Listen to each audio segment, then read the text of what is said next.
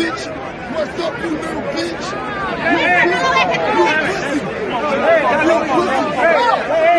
Hey, you a pussy. Hey, you a fucking pussy. That's the only way you fucking look. You're the only way you Hey. Let's fucking fight, bitch. Let's get that fight, bitch. Let's fucking fight. Let's fucking, you a bitch. The only shit you do is talk. Talk. Hey, you don't have all. Get the fuck out. Get the fuck out of here, bro.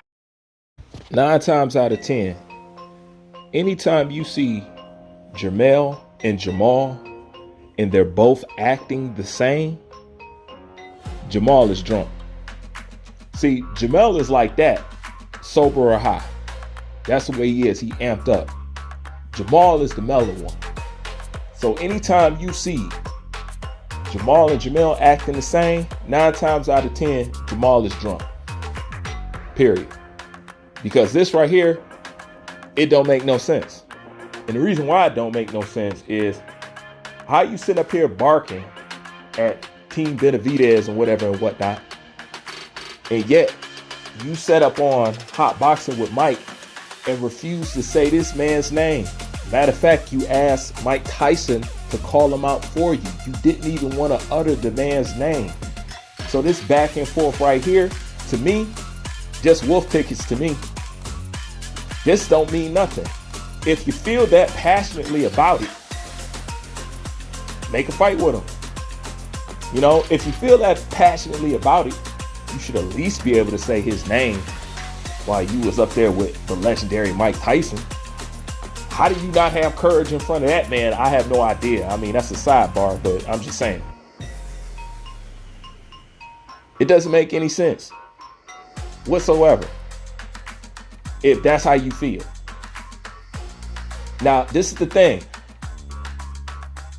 I don't care if you having these backstage quarrels and problems with people. That don't mean it's going to lead up to nothing. The whole point is, if you ain't trying to make no fight, then ain't no point of this yelling back and forth and having all that energy. Have enough energy for you two to hook up and fight. Period. Because you want to know why? I've seen this before.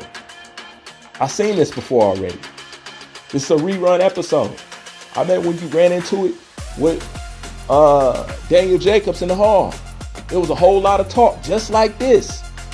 When it's time for that fight to get made, eventually I'm going to make the fight. I didn't lie to y'all. You know, it's coming. How many years ago was that? So when you see shit like this, what's this about? And I'm going to have to put this on the Charlos end because the Charlos is always known to have problems at fights. They're more known than David Benavidez, King, if you ask me. You know, so I feel like whatever went on, Charlo's side or Charlo himself initiated it. And if you initiating that, how you initiating that but can't say the man's name? And if you feel that passionate about it, then why didn't you say you wanted to fight him in the first place? I think Jermall just might be having a Will Smith moment. Honestly. I feel like his manhood went down the toilet, especially after that Hot Boxing with Mike. It wasn't just me that made a video about that shit and talked about it. Everybody got on him for that shit. It looked bad. Even his brother know that shit looked bad. He knew that shit. You know that. And you want to know what the crazy part is? Jermall even said he would fight Benavidez before Jermall. I know y'all seen it on his live. And so, I mean, come on, man. So when it comes to this, to me, this is drunk shit. He was drunk in the hallway. He was talking that shit about Daniel Jacobs.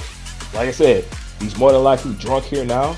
And he was drunk when he did the interview saying that he not turned the fight down, but said it was eventually going to happen. That was a Fight Hype interview. He was drunk on that.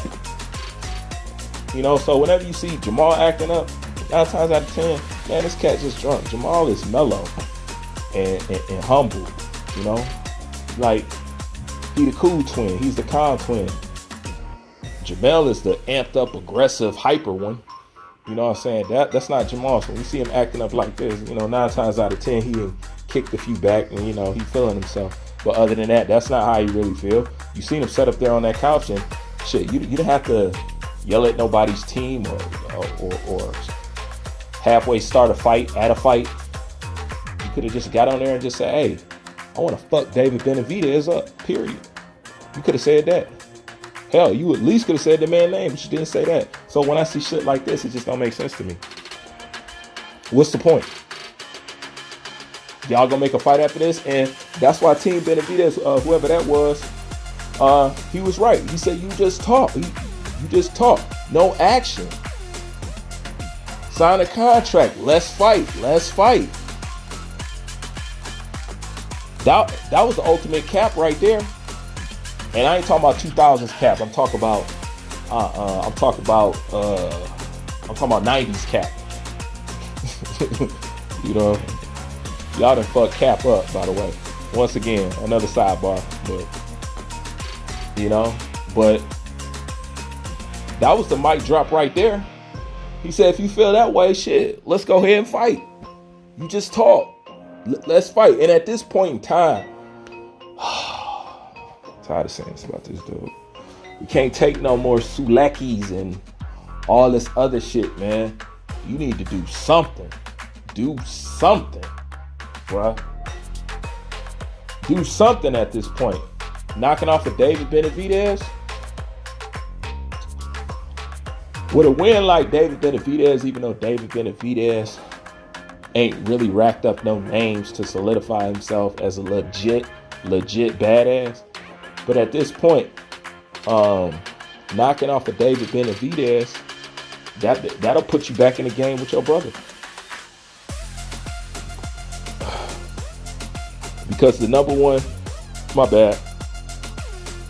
3 pound for pound fighter in the world don't want to fight him. You know, and everybody know that. So you knock him off, shit. You talking about something right there. Like you can make up for a lot of what you didn't do with that right there. In my opinion. I don't know. But this, to me, when they sent it to me, it just looked like some wolf tickets, some bullshit. Like, the shit really ain't even worth talking about if it's not going to mature into no fight. That's how I feel about it. Because like I said, I'd have seen this before. You know? But anyways, that's just my opinion. I'm out.